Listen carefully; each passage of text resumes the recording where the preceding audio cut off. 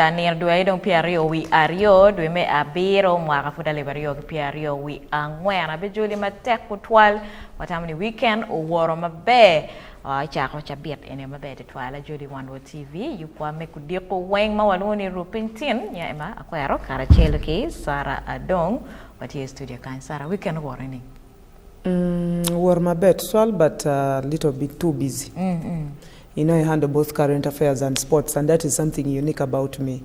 And I follow for that. So, we're for rugby. Rugby Africa, Uganda was hosting the Rugby Africa Cup 15s. But of course, unfortunately, Uganda lost that game. But it is not about the loss. It was about Ketma, the entire organization of Warokere. It was fine. Everything was okay. Security was fine. The last time rugby was played at Nambolebere 2010. And this was the first time after 10-something years, rugby was getting back to Mandela National Stadium, Nambole, and it was very okay.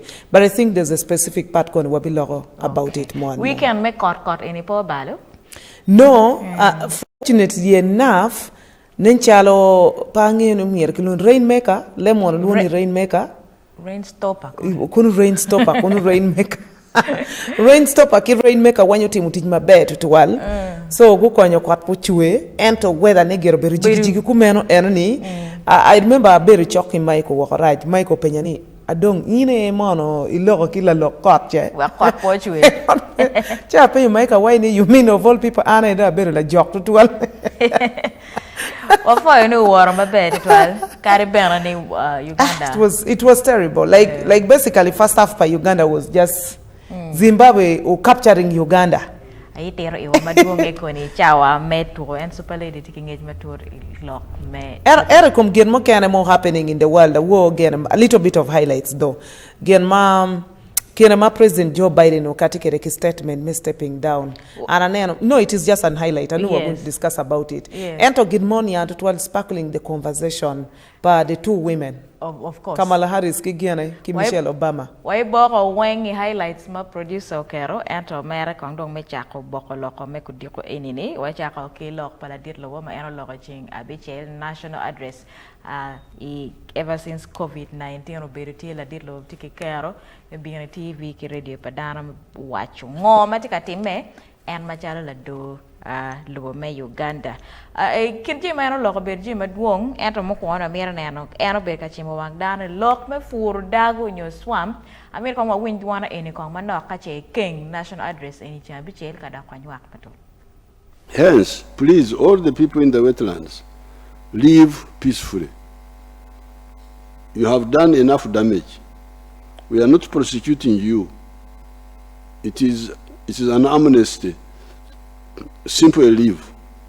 We cannot compensate you for breaking the law and common sense. I started discussing with the local people in those areas how they should leave those wetlands and do alternative and more profitable enterprises such as fish farming and apple growing, especially the wetlands and water bodies. Enyanja, Emigera, Ebisharara, Ebijinja, etc. And the natural forests, Ebibira. It is a matter that is even greater than life and death. It is the threat of extinction. Therefore, the wetlands are source of 40% of our rain. The silting and pollution of the lakes, after removing the swamp filter, also poison our lake water for drinking and household use.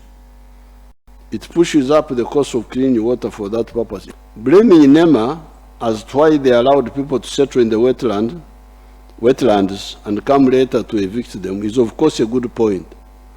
However, it does not exonerate the encroachers and their backers. It is the duty of everybody to defend Uganda's survival.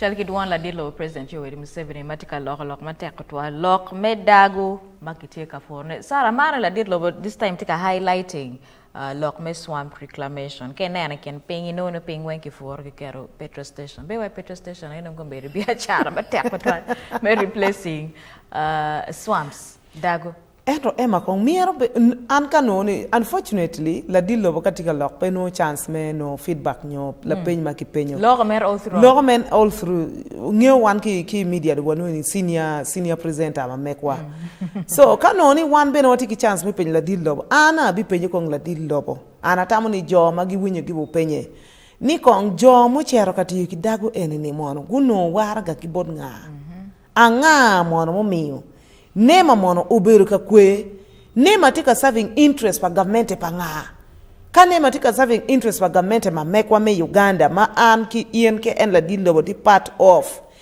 pingo jo charo geru I Dago factories nyoki en gene pa mo miti waje kere ni wen kumbeti ene kiteke ger Dago why but ngi Sara gena dong rach twale ni jo kene kago welo Dago nyogo yobo ye art and they get away with it jomo kene ke bien kitor ge waje kama be highlighting ka chempenge teach pa Dago nyo swamp ni ena ye chwe chilu papi pi ma wana mara eno tiki chilu maduong so swamps chwe chilu eno ne waka dong obot wa maleng swamps gwa jimmy charu twolgi reptiles makunyo be dong pegani makonyo ecosystem padano so tich pa swamp duong ka kwaro chwem kuman chala loka ene swamp chwiyo piyo ete no ni an la penya tini ping ile mon wai segregative ngo koyo dana koyo chief tika koyo dano kaka en centenary park mado yuek to centenary park miro bet no ka Dago mapeke yuwe atmo eken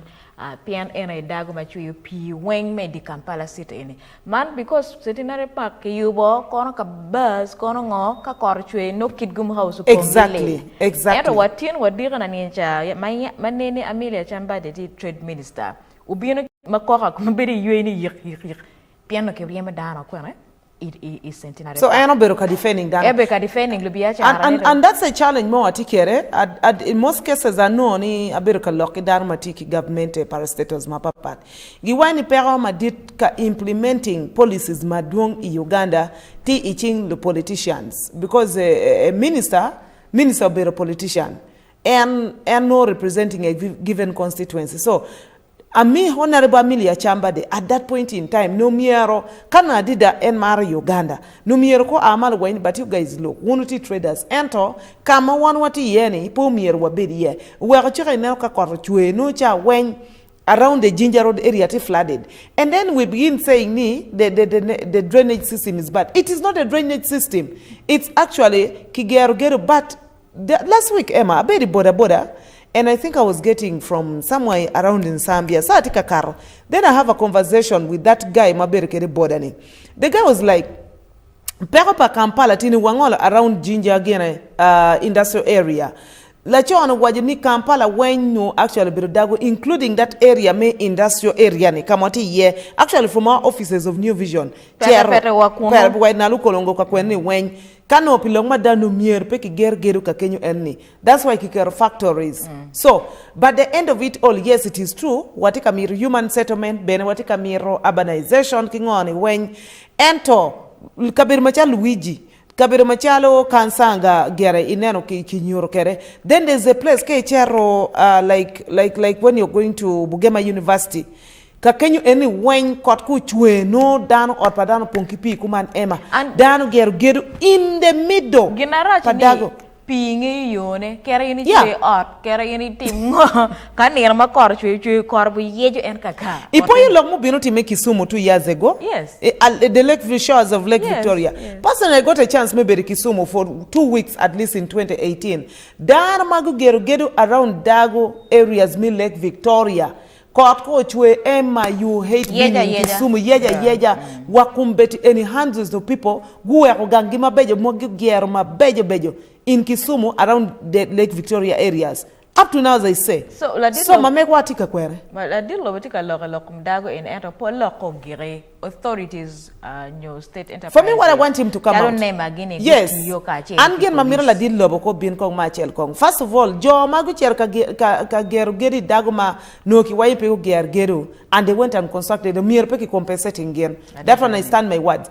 Ento beneka kinoniti officer mo mago chente from some tycoon ka cher ka geru kenye ene be mir kitwe ki tycoon e wen ka chel. Adam tijini wen mir ki ket chinga wen ka chel. Lok man me o nema tiu kana in isolation, police tiu kana in isolation, ena ye wako chamchana be don't teach you. Exactly, that's true. Lok mala dit lo bedo lok e chen abi chele bedo lok ma duong po lok kum Dago ke kan bedo bena ka mete ki poe wi dano nyo chimo wi jom wang jomo kana lok me fu pi ich ke kan le mo lo ni subsistence farming ngonen kong lok e ni ka bena dak pa dugi. That in 1986 I evicted the people that had invaded the Mavira forest following the order by Idi Amin that people should take over the forest because forests have no value and grow crops because they have more value. Sheer ignorance that is dangerous. So those who listen to our advice, they are moving. They are moving. They are moving.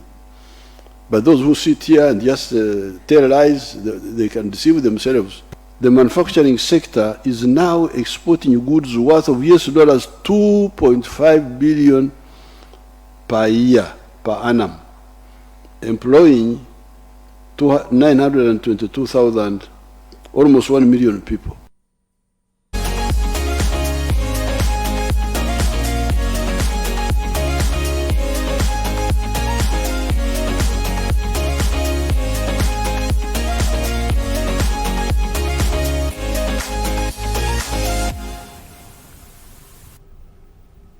Wala dit lo present yo we Museveni lokum fu ma itsara ber kanyera ma video eno ber ka playing pengoni geno wa kati kanyero to wala di president Museveni wa ni gene kar pa Idi Amin making statement no miero forest pa mabira ke turning out me Dago farm ni kono ni forest petty useful ko ngongi but apoyo Bennett is in his own regime ma MTN honorable Beatrice Anywa maki chwa nye ni gire Mama Mabira. You remember? Yes. Mama Mabira we fought against government policy me raiding off gene Mabira forest mano give turning out. But as I say right now, finally they conquered Kechat ko iti charo jinja ngol via mabi kita nyemer kan wae ini keken but the forest back poor forest to when as I say when as in like when so gin mago pero tiang.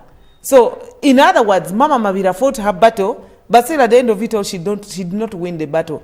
So Lady President Museveni tika making statement ma pe rhyming with Lokma, Joe, Mayor, his advisors on Miena Gugena Kere. So at the end of it all, yes, he's spot on. Kabir Machal Mabira ni no mere pekitim ngo, pieki furie fu. Where our rain patterns caught u lokeo.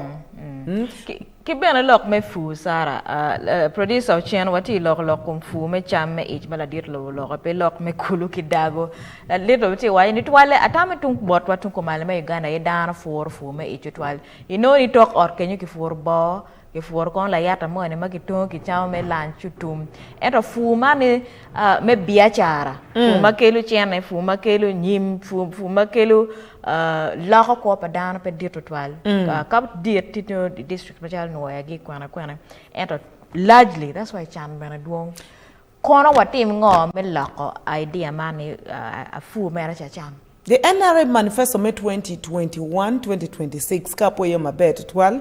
One of the things and normally because Kawatiko criticizing policies of the party in government, you go and look at the manifesto. Why in manifesto who wa but you have not done this. Kicherni criticizing anyhow. One of the things Magingo addressing ni umier Uganda or improving on agricultural technology wakong wa from subsistence farming to commercial farming purposes me konyo me riemo chan Uganda which I think manifesto NRM katekere mabe.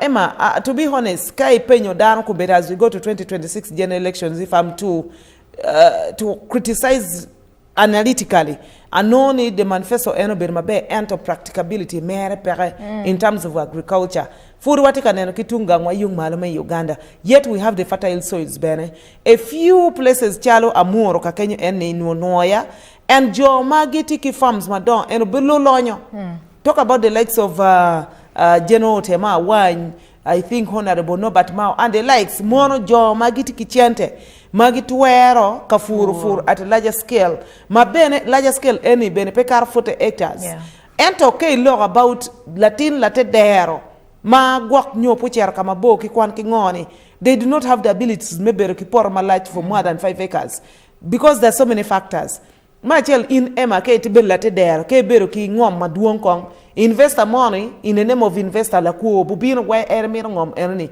and you forcefully bought off so which means that in dominated there so manifesto enomir protecting lute there mabeje matino ene mawini okay fine you have a right maybe the subsistence farming omiro protecting one la wa beruka loki one of the guys from Zombo district there's a sub county called Mundel ti deep in Zombo but it is one of the most fertile land ma supplying northern Uganda kicham ento benoni jo magiti ka furi Mundel kumbet en pogu belotira lu pego belotira choli pego belotira lano ero gubelo dagama a either Buganda Ankole Kibugisu gudonyo kuno ni ning and that's a big question we're asking ourselves en gen machuer chindan ka wachini waloge lokom fume ich tunku malame Uganda factors tiema don kong machel Sara land policy mamego ma wachini ngom title no pay in miri inheriting customary land yes customary land pero bene so kadong I wachi an pa bi fu amira gwako diengi ngongo gene ko mayango ko ma la kwado dien ma mego ni be o balo kit me peto le ma chalo me bia chara chalo nyanko le kitemni so itung botwa tung kumala me Uganda ina te mera ne okay fume each is necessary because factors tiema dong mate gengo fume bia chara ngom lo ka ngoma yela ti ye kibena ngej manak ikit me fume bia chara kibena dong ko make kwale kere die ma megwa so kubedi miro capacity building miro kon ma mir ga meto kon kere generally dana weng chaka kitung iti wajene Zombo pete watung kaka en karamoja so ini mere la dir lo wetika wajene en ki gik fume each and just to throw a little bit light ka Kenya during the 2021 general elections where that is when I go to Noni Kara northern Uganda to reach Walon ento ginu where watika Dr. Chan it's a deliberate move by dan mo kere magitamani umiero dan mitung malpe ki konge me ile malo Achero and that sub-county Mundel parish, that is in Nyapea sub-county, then Achero Yatiak sub-county, one of the most fertile. Emma aneno mutungulu madano furi Mundel in Nyapea. Karma John is supplying tungulu ma abin wa kan Kampala kan enni. Aki kuno ento lufufur kuno poberutina lu pelotino luoya. Lutino magi aki tunka mukene chal party when it is bad me lutino me ludoka me char kuno ento karino ni ludoka me lutino ma me kwa kiti timu ngo why are we not helping these people honestly speaking so I had a lengthy conversation with this guy chunya chue full ke char nene char wa chuli another time you saw madantika kokari loka balalo ni mwani keme wanero wani part kanya mala wobe mwani ayaka kwane Gulu University la loka kumbe dong tingo hiring yer furu nyanya you can imagine ento pingo po wa what called wa chalutera me wajeni okay fine one wa miro ka building capacity look about capacity building look le mater lutera mamego mago kwa agriculture courses gitie even if I didn't study agriculture like for instance ankumbe datika wilongoma somewhere in Nebi mati miro ka chako practicing my farming skills next year mwakama bieno but amir bene capacity building government ko amani latiem inbu latien makany enni ke miro furu muranga kitimu kuman ke miro ka gwako dien kitimu kuman but who is giving capacity building to our people dano pere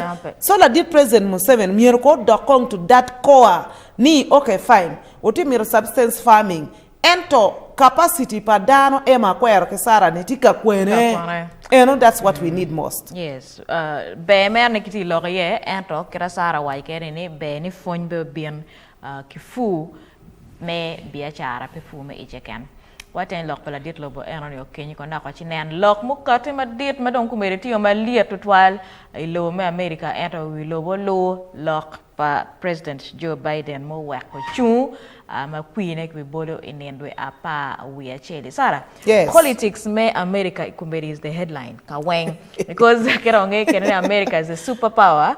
Politics mamegi affects us one way or another. La wo tiano kidi wo President Joe Biden took announcing and he's standing down. Mechu for yes. November. Mapi alog madong America agam kong reaction mamegi mala wo when you news any. First of all, Achuaro, because America following Joe Biden from the time ki voting and electing in as president. Time Joe Biden binu poro kermano ti yero dege, you remember? Yes. Air Force One. For me, it sent a signal.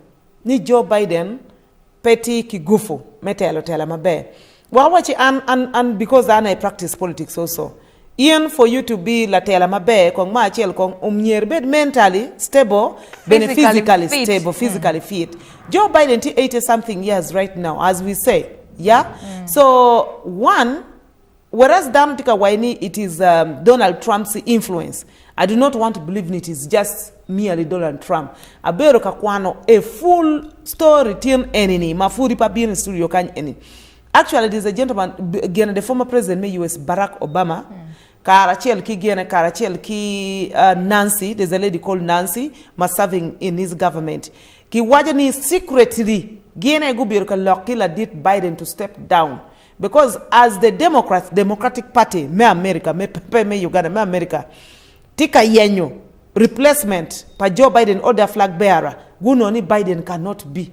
But Sarah, I want to agree with you. Itama mega, it was really necessary because Joe Biden was starting to look bad on all angles. Did you see the presidential debate how he lost it off against Trump? The debate was uncoordinated. Exactly. Loke weng penyang. Notika chunka lock down chung freezing operamo war. Was it amnesia sort of? Yes, he was unwell a few months ago. Watching he suffered dementia. Yes, dementia, yes. Memory ni ruenyo ne. So because gen giti technology mabeyo, ki treating mabe ento nena kire wa kere ne he's not physically fit, kibena mentally fit, kibena he's unwell, Sarah. Exactly. On all fronts. So it is good for him he's stepping down because kidong attempted assassination any anana kwana kamone ne Democrats madwong go joining Republicans. Jomo can be Joe Biden because of attempted assassination any. And I don't want to think or agree any assassination your chill per Trump and it is not because there is something that has been piling on for the last 3-4 years. Yes. Anapoyuma eno binu porokere manotika yeroseps me Air Force One. Kietma Americans reacting kere. Ento tien benabero kan Loki Larema, who was my colleague at Macquarie University. Kumbete entika kwani USA is called Senyimba Rogers. Anaberuka penye situation in US. Why any situation in US is very normal. Kena ni Donald Trump has mastered the art metu ki social media. Ento, it's not that Joe Biden is hated in America as people think. No. It's not the truth that Kamala Harris is not loved because Biden has endorsed Kamala Harris as Kemine flag. Make Democrat. Ento Jomo Kantika Waini, a section of Democratic Party members are saying Obama fronting Michelle. Yes, Sarah, you bring a very good point. There's a section, but Jomo Kantika why Kamala Harris, Dago Her Excellency, Vice President Joe Biden, Kumbetini. Ento Jomo Kantika as good as she looks, competency, nena. And those are the Republicans because they believe in the arrogancy of Trump. Yes, the Kamala Harris is not so fit. Guak Michelle Obama Romeo Trump ran for his money. And not Kamala. And what he lokere kumbetini Kamala Harris has been endorsed. And yes. Flag. And also if you see right now, actually yes, Joe Matika fronting Michelle Obama for that seat. Michelle has refused. Yes, even Obama is silent about it because let me tell you, Joe Biden, Karachel Nginku Obama, they have been tight friends like this since 2000 and I think way back 2010. But no, for the 2008, 2006. Yes, actually 2006. Obama comes into presidency. No, Biden and fronting his candidature. Ento Gen go beru kachel why we are going to work together. Let's front you to be the first black president. You understand? Now, Obama is torn between ye lokpa Joe Biden as fronting Kamala Harris, and to be research Kamala Harris is supported actually by majority of the Democrats. So lokma Trump gain a coup and any troop sticker lokere. You know, by the way, no wonder Chagulanyi's people and young how Genmu are getting very erratic on social media and Twitter. They have learned from Donald Trump. Donald Trump is so hot on social media, Twitter specifically. And when you go back on ground, in a reply, stepping down. Oh my God! Oh my God! I felt bad, and yes, it was very, very raw. It's so raw, and even second, the way he has described Kamala Harris. By the way, there is a professor from I think one of the universities in the US. I forget his name. Uwajoni. Donald Trump Kamala Harris might end up work for Kamala Harris instead. Because the majority of women today are suffering so much, and even in his own regime, more were suffering. So, and then you look at the blacks, you look at the albinos and the rest, there might be that convergence of the blacks and the minority group. Sarah, we pull a woman kadong America has to offer two old men. Magitichi Mwangini, you're old. I would rather give it to Kamala Harris. America really exactly has a problem. Yes. Kamala Harris, and I don't represent. But Emma, where does this leave Clinton? Because of Clinton no near Bill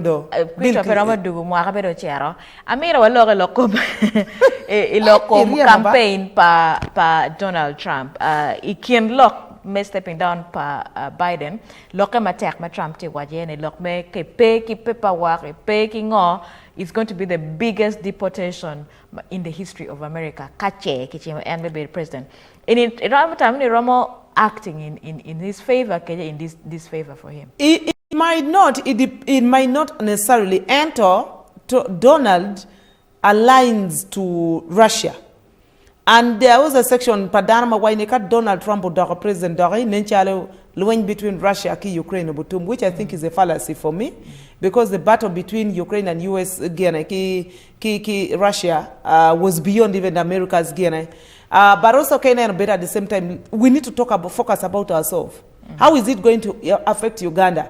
So there's a Ugandan who was arguing me. Yes, of course, Kenya, the policies of the Democrats is one lock abortion, Peggy ye, Mario lock Republicans. Republicans, yes, I beg your pardon. Thank you, Emma. Peggy ye abortion, Peggy ye bear between Dago Kidala Cho, only when all those policies any game ben Peggy ye on the issues of immigrants, where men Donald Trump why they make scan borders. Yes. But now where does this leave the immigrants? Where does this leave the Africans? You remember the time everyone should stay in their country, even the blacks. Sarah Gineni Be Chiraj Be our magiti experts magiti kat koma be giroma do gitim investment longang. Racheti ni joma dongu settling okuya badon ko don rikuya ka paper wa repere kiroma balu ko deporting here and do so Racheki be netie ero kire wa kene spillover effects affecting one in Uganda nining kache Trump lawyer nyo kache don ku be mego Kamala Harris lawyer. But for me, if you ask me on a honest opinion, Emma, I would be the happiest to see Kamala Harris to win as the president of USA. Much as Dantika Waini, she's very raw, she's not ready. Who knew that Donald Trump was ready? Donald Trump actually was the raw president I've ever seen in my life, in all my entire life. Because everything Donald Trump was about against Obama. It is not about USA. And that is where, right now, most of, even some of the Republicans, before Kamala Harris, were you endorsing Biden? Yes. Okay. I did so. I did endorse Biden, much as the political party I belong to does not align to the Democratic Party of USA. They instead, the center-right party, they align to the Republicans. But me, I go beyond as a dong. For me, I endorse Biden. Sarah, sadly, I'm a Republican. I'm Team Trump. Hey, yeah, it's okay. It's fine. I'm Team Trump.